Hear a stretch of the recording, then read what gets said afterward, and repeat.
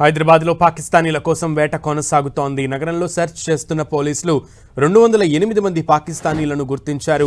Long term వీసాలతో 156 మంది, short term వీసాలతో 13 మంది, మరో 39 మంది బిజినెస్ వీసాలతో హైదరాబాద్కు వచ్చినట్లు స్పెషల్ బాంబ్ పోలీసులు గుర్తించారు.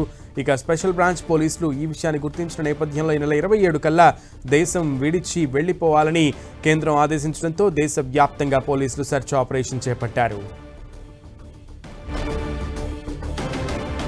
హైదరాబాద్లో పాకిస్తానీల సంఖ్య ఎక్కువగా ఉన్నట్లుగా కూడా స్పెషల్ బ్రాంచ్ పోలీసులు గుర్తించారు. సో వాళ్ళని వెతికే పనిలో పోలీసులు నిమగ్నమయ్యారు. సో ఈ నేపథ్యంలో పూర్తి సమాచారం దీనికి సంబంధించి మా ప్రతినిధి సునీల్ అందిస్తారు.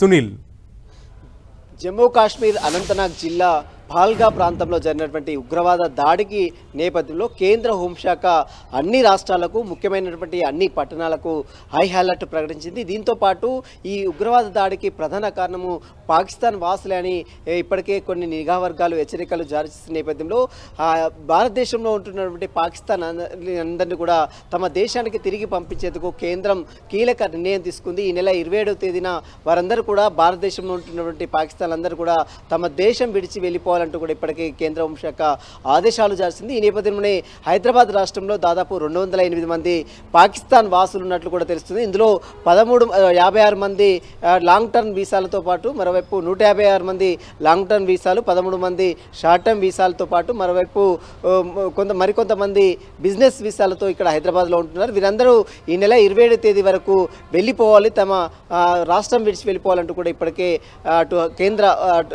ఇప్పటికే రాష్ట్ర ప్రభుత్వం కూడా ఆదేశాలు జారింది. ఇప్పటికే దీనికి సంబంధించిన వివరాలపై కూడా పూర్తిగా స్పెషల్ బ్రాంచ్ అధికారులు వివరాలు కూడా సేకరించారు.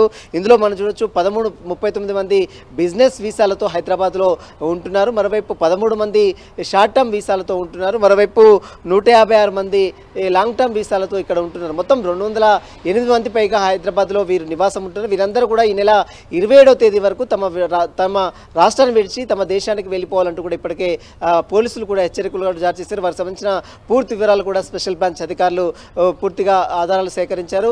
మరోవైపు ఇప్పటికే మనం తెలంగాణ రాష్ట్ర వ్యాప్తంగా కూడా పోలీసులు హై అలర్ట్ ప్రకటించడం జరిగింది. ఎక్కడ ఎలాంటి అవాంఛనీయ సంఘటనలు జరగకుండా ప్రతి చోట పాతబస్తీ పరిసర ప్రాంతాలు కూడా పూర్తిగా గస్తీ కాస్తున్నారు. మొత్తం మీద ఎలాంటి అల్లర్లు చోటు చేసుకుండా పోలీసులు అయితే పకడ్బందీగా పికెట్స్ అయితే ఏర్పాటు చేసే పరిస్థితి కనబడుతుంది.